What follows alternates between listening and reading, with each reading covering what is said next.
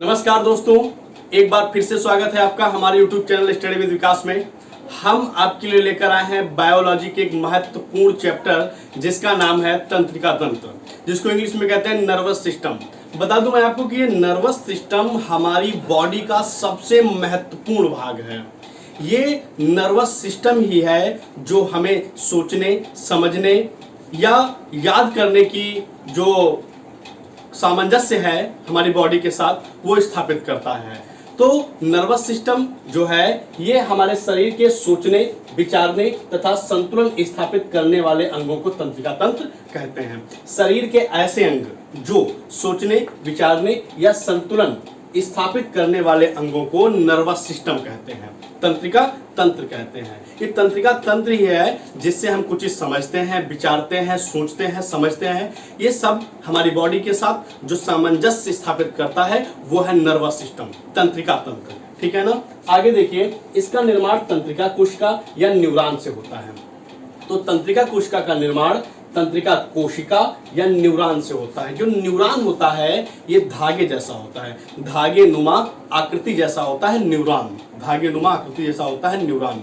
आगे लिखा हुआ है कार्यात्मक इकाई। इसका मतलब क्या है? जो नर्वस सिस्टम की कार्यात्मक और संरचनात्मक सबसे छोटी जो इकाई है वो आपकी है न्यूरॉन। क्या है? न्यूरॉन।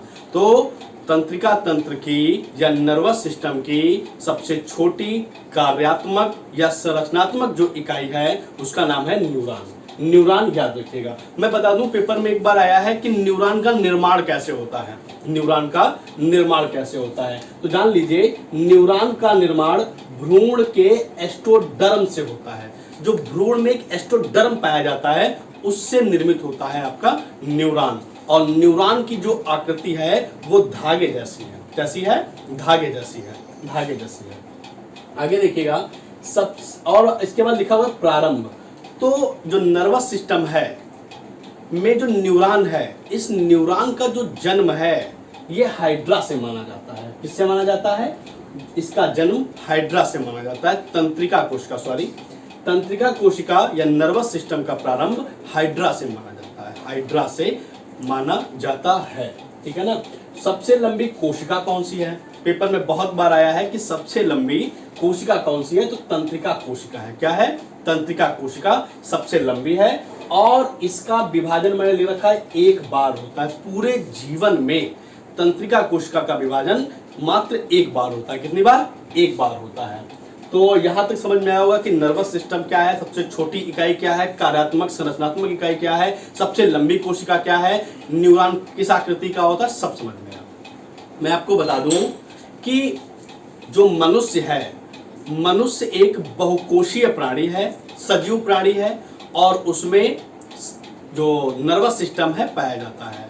जितने भी एककोशिकीय होते हैं उनमें नर्वस सिस्टम नहीं पाया जाता है। तो जो बहुकोशिकीय हैं उनमें तंत्रिका तंत्र पाया जाता है। और मैं बता दूं कि प्रत्येक सजीव में अलग अलग प्रकार का तंत्रिका तंत्र पाया जाता है। मतलब उनका आकार, संरचना थोड़ी सी अलग होती है मनुष्यों की के आधार पर।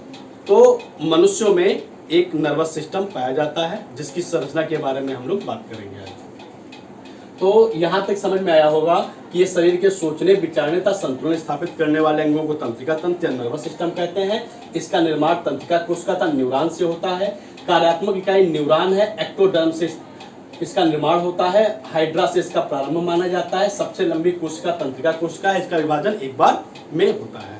गर्मी बहुत ज्यादा है लेकिन आप बने रहिए, मैं समझाता हूँ आपको कि देखिएगा, जो एक कोशिका है, मैंने बताया कि इस कोशिका का निर्माण न्यूरॉन से होता है। न्यूरॉन्स के भी 3 भाग होते हैं। कितने भाग होते हैं? न्यूरॉन के 3 भाग होते हैं। There are 3 types of neuron. Neuron के मैंने रखा है 3 भाग होते हैं। एक होता है कोशापिंड। क्या होता है? कोशापिंड। दूसरा होता है डेड्रॉन। तीसरा होता है एक्सॉन। याद रखिएगा, इसमें 3 भाग होते हैं। ठीक है, 1 मिनट रुकिएगा।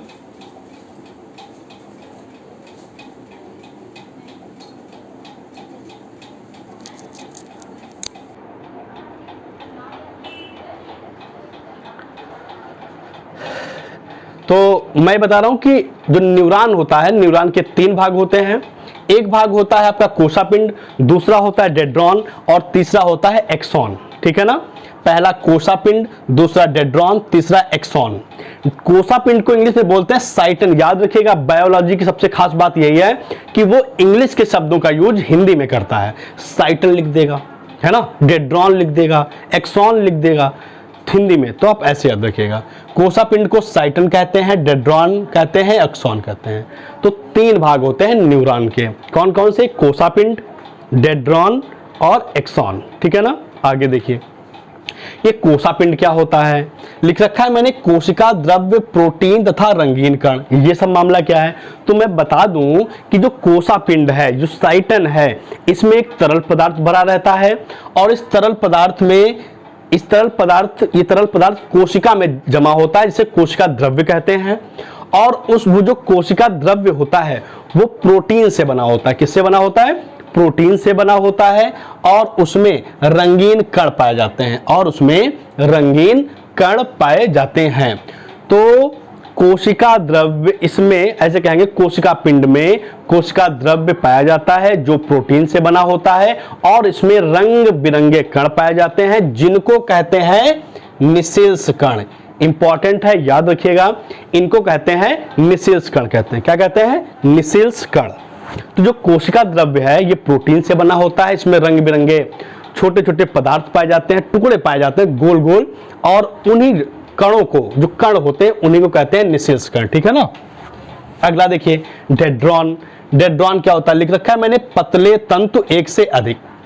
तो साइटन से निकलने वाले पतले पतले तंतु, किससे? साइटन यानी कोशिका पिंड।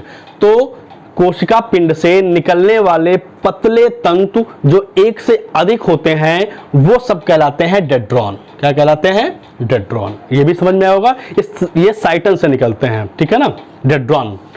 आगे लिख रखा है एक्सॉन। इंपॉर्टेंट है एक्सॉन। एक्सॉन क्या है, लिख रखा है मैंने, एक न्यूरॉन से दूसरे न्यूरॉन तक संदेश वाहक। ये जो एन लिखा हुआ है इसका मतलब है न्यूरॉन, समझिएगा। एक न्यूरॉन से दूसरे न्यूरॉन तक संदेश वाहक का काम करते हैं। और ये लिख रखा हुआ है अंतिम सिरा। ये सब क्या मामला है बताता हूं मैं तुम्हें। जो एक्सॉन है, एक्सॉन में जो न्यूरॉन्स हैं वो एक न्यूरॉन से दूसरे न्यूरॉन्स तक, एक ये न्यूरॉन एक ये न्यूरॉन, तो यहां से लेकर यहां तक, तो एक न्यूरॉन दूसरे न्यूरॉन को जो संदेश देने का काम करता है वही होता है आपका एक्सॉन। ठीक है ना, तो एक न्यूरॉन दूसरे न्यूरॉन को संदेश देता है कि भाई तुम ऐसा करो। ठीक है ना, जो हम समझते हैं या पढ़ते हैं या देखते हैं वो सब, ये सब न्यूरॉन का काम है। तो इसे कहते हैं न्यूरॉन, एक्सॉन कहते हैं। और मैंने लिख रखा हुआ है अंतिम सिरा। इसका जो पेपर में आया हुआ है कि जो एक्सॉन है, एक्सॉन का अंतिम सिरा क्या होता है, याद रखिएगा। एक्सॉन का अंतिम सिरा है साइनोप्टिक नॉब्स। क्या नाम है इसका? साइनोप्टिक नॉब्स। याद रखिएगा, इसका अंतिम सिरा है साइनोप्टिक नॉब्स। याद रखिएगा, साइनोप्टिक नॉब्स। आगे देखिए, अब शुरू होता है तंत्रिका तंत्र। क्या है ये? बहुत इंपॉर्टेंट चैप्टर है। ऐसा कोई एग्जाम नहीं जहां 1 या 2 नंबर यहां से ना मिलते हो। पूरा वीडियो जरूर देखिएगा, लाइक करिएगा, अच्छा लगे तो सब्सक्राइब करिएगा ताकि आपको वीडियो, जो मेरे वीडियो आएंगे सबसे पहले आपको मिले। बेल आइकन जरूर दबाइएगा। देखिए आगे तंत्रिका तंत्र। तो तंत्रिका तंत्र भी 3 प्रकार का होता है। कितने प्रकार का होता है? 3 प्रकार का होता है। देखो मैंने लिख रखा हुआ है केंद्रीय तंत्रिका तंत्र, जिसको सेंट्रल नर्वस सिस्टम कहते हैं। परिधीय तंत्रिका तंत्र, इसको पेरिफेरल नर्वस सिस्टम कहते हैं। तीसरा है स्वायत्त तंत्रिका तंत्र, जिसको ऑटोनॉमिक नर्वस सिस्टम कहते हैं। तो तंत्रिका तंत्र जो है ये भी 3 प्रकार के होते हैं। कितने प्रकार के होते हैं? 3 प्रकार के होते हैं। पहला हो गया सेंट्रल नर्वस सिस्टम, दूसरा हो गया पेरिफेरल नर्वस सिस्टम और तीसरा हो गया ऑटोमेटिक नर्वस सिस्टम। ठीक है ना। अब देखिए, जो पहला नंबर है सेंट्रल नर्वस सिस्टम, केंद्रीय तंत्रिका तंत्र, इसके 2 भाग होते हैं। देखिएगा ध्यान से, जो केंद्रीय तंत्रिका तंत्र, देखो ये मैंने लिख रखा हुआ है, ये अमीबा, यहां लिखा हुआ है अमीबा। अमीबा में तंत्रिका तंत्र नहीं पाया जाता है, इसीलिए मैंने इसको क्रॉस कर दिया था कि अमीबा जो होता है एक कोशिकीय है और इसमें तंत्रिका तंत्र नहीं पाया जाता है। ठीक है ना, ये भी एक नंबर में पूछा जा चुका है। तो मैंने लिख रखा हुआ है कि केंद्रीय तंत्रिका तंत्र समस्त संवेदनात्मक क्रियाओं पर नियंत्रण। तो जितनी भी संवेगात्मक क्रियाएं होती हैं उन सब पर नियंत्रण कौन रखता है? Nervous system. मैंने बताया कि जो केंद्रीय नर्वस सिस्टम है, जो सेंट्रल नर्वस सिस्टम है, इसके दो भाग होते हैं, एक होता है मस्तिष्क, एक होता है मेरुरज्ज। मस्तिष्क इतना इंपॉर्टेंट चैप्टर है, इसके बिना बायो में, अगर बायो है और कोई भी पेपर हो जिसमें साइंस आएगी तो इस मस्तिष्क से एक दो क्वेश्चन आने ही आने हैं। तो ध्यान से समझिएगा, बने रहिए मेरे साथ, पूरा वीडियो अंत तक जरूर देखिएगा। देखिए जो मस्तिष्क है, जो हमारी खोपड़ी है, आप समझ रहे हैं ना, मस्तिष्क तो लिख रखा है मैंने, मस्तिष्क 1350 ग्राम से लेकर 1400 ग्राम तक वजन होता है। जो ये हमारी खोपड़ी है, इसके अंदर जो मस्तिष्क है ये 1350 से 1400 ग्राम तक का होता है। ठीक है, ये क्रेनियम हड्डियां ये क्या होती हैं? तो जो हमारी जो मस्तिष्क है, ये जो ऊपर है ये क्रेनियम हड्डियों से घिरा होता है। तो पेपर में आया है कि हमारा मस्तिष्क किन हड्डियों से घिरा होता है? तो क्रेनियम हड्डियों से। किन हड्डियों से? क्रेनियम हड्डियों से। एक बार तो ये पूछ लिया गया कि जो मस्तिष्क क्रेनियम हड्डियों से बना होता है वो क्रेनियम में कितनी हड्डियां होती हैं, ये क्वेश्चन। तो याद रखिएगा, क्रेनियम 8 हड्डियां होती हैं। क्रेनियम की कितनी हड्डियां होती है मस्तिष्क में? 8 होती हैं। ठीक है, ये भी बात याद रखिएगा। फिर लिख रखा है चारों ओर झिल्ली। इसका मतलब क्या है? जो मस्तिष्क है इसके चारों ओर झिल्ली पाई जाती है। देखिएगा ध्यान से, जो ये मस्तिष्क है इसके चारों ओर झिल्ली पाई जाती है। ध्यान से देखिएगा, मेनिंजस आपको दिखाऊं, देखिएगा एक मस्तिष्क का, मैंने ऐसे ही मतलब ये बस इमेजिन करिएगा कि ये हमारा मस्तिष्क है और ये जो मस्तिष्क है ये मस्तिष्क रहा। ठीक है, और इसके ऊपर एक झिल्ली होती है ऐसे, ये तो इसके ऊपर तो क्रेनियम हो गया और इसके ऊपर एक झिल्ली ऐसे पाई जाती है। उस झिल्ली को कहते हैं मेनिंजस झिल्ली। ये रहा मेनिंजस झिल्ली, मेनिंजस झिल्ली। याद रखिएगा, हमारे मस्तिष्क के ऊपर जो एक झिल्ली पाई जाती है उसका नाम है मेनिंजस झिल्ली। मेनिंजस, आपको पता होगा कई बार हमारे सिर में चोट लग जाती है और वो फूल जाता है, स्वेलिंग आ जाती है, तो वो हमारे मस्तिष्क में नहीं आती है। ये जो झिल्ली है, जो क्रेनियम हड्डियां हैं, ये हमारे अंदर के मस्तिष्क को बचाकर रखती हैं, सुरक्षित रखती हैं, है ना। तो आपने पढ़ा होगा कई बार क्या होता है कि हमारे चोट लगती है तो वहां पे सूजन आ जाती है, फूल जाता है, वो एक मतलब ऊंचा सा लगता है कि स्वेलिंग आ गई है। तो वो क्या होता है, वो चोट कहां लगती है? वो लगती है मेनिंजस झिल्ली में। मेनिंजस झिल्ली में आपने एक रोग पढ़ रखा होगा, मेनिंजाइटिस। क्या होता है? जब किसी को भयंकर चोट लगती है और उसकी चोट मस्तिष्क तक पहुंच जाती है, मतलब मेनिंजस झिल्ली क्रेनियम हड्डी को तोड़ते हुए मेनिंजस झिल्ली को जब पार कर जाती है तब वो चोट खतरनाक हो जाती है। आपने पढ़ा होगा कि मेनिंजाइटिस रोग होता है तो मस्तिष्क संबंधित। पेपर में कई बार आया है कि मेनिंजाइटिस रोग का संबंध किससे है? तो मस्तिष्क से है। ठीक है ना, मेनिंजाइटिस रोग का संबंध मस्तिष्क से है। तो ये वही है, जब ये क्रेनियम हड्डी को तोड़ते हुए मस्तिष्क में चोट पहुंच जाएगी, उसके बाद ये रोगी जो है कोमा में चला जाता है और उसकी मृत्यु हो जाती है। तो खतरनाक रोग है। तो मेनिंजाइटिस कौन सा रोग? मेनिंजाइटिस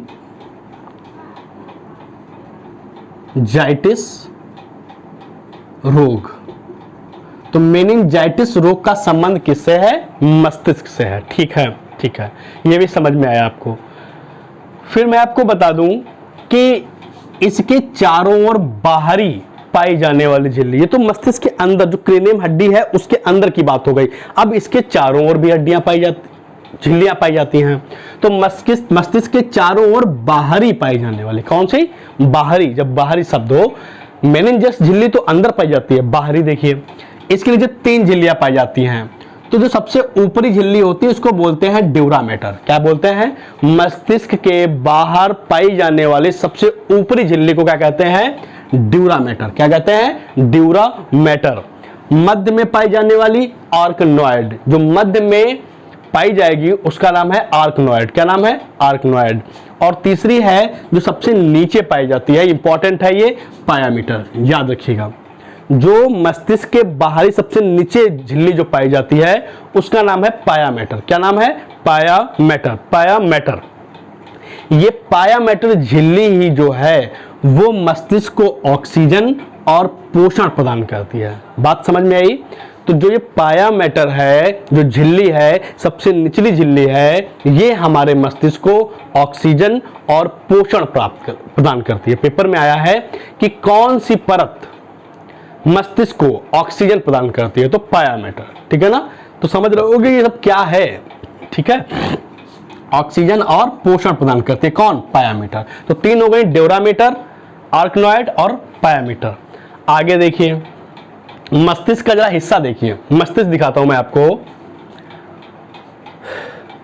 तो ये हमारा मस्तिष्क है, ये इसका सिरा है, ये लिख रखा है मैंने, ये जो सिरा होता है ये लिखा है मेडुला ऑब्लांगेटा है, ये कोरबेलम, ये सेरेबेलम है, ये क्या है? ये वाला हिस्सा सेरेबेलम कहलाता है, ये वाला सिरा ऑसिपिटल लोबो कहलाता है, और ये वाला हिस्सा पेरिटल लोबो कहलाता है ना? और ये फ्रंटल लोबो होता है।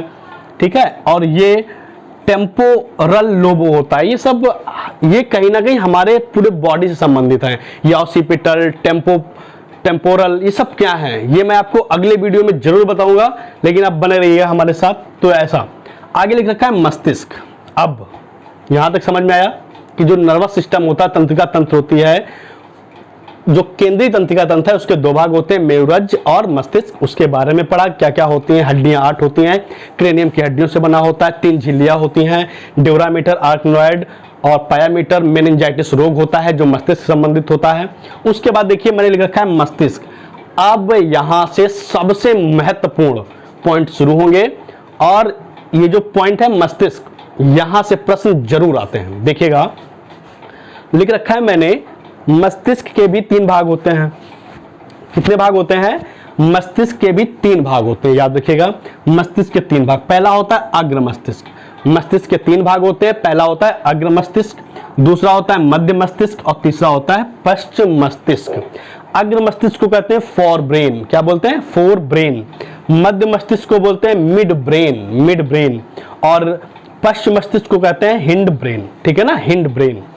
ये जो हिस्सा होता है ये होता है फोर ब्रेन, यानी आगे वाला अग्र मस्तिष्क, ये अग्र मस्तिष्क होता है, और जो ये बीच का होता है ये मध्य होता है, और जो ये हिस्सा होता है ये पश्चिम मस्तिष्क होता है। अब देखिए, जो अग्र मस्तिष्क है ये दिस आगे वाला, यानी कि ये यहां पर जो होता है अग्र मस्तिष्क, जो अग्र मस्तिष्क होता है इसके 2 भाग होते हैं, एक सेरिब्रम और डाइएनसेफेलॉन।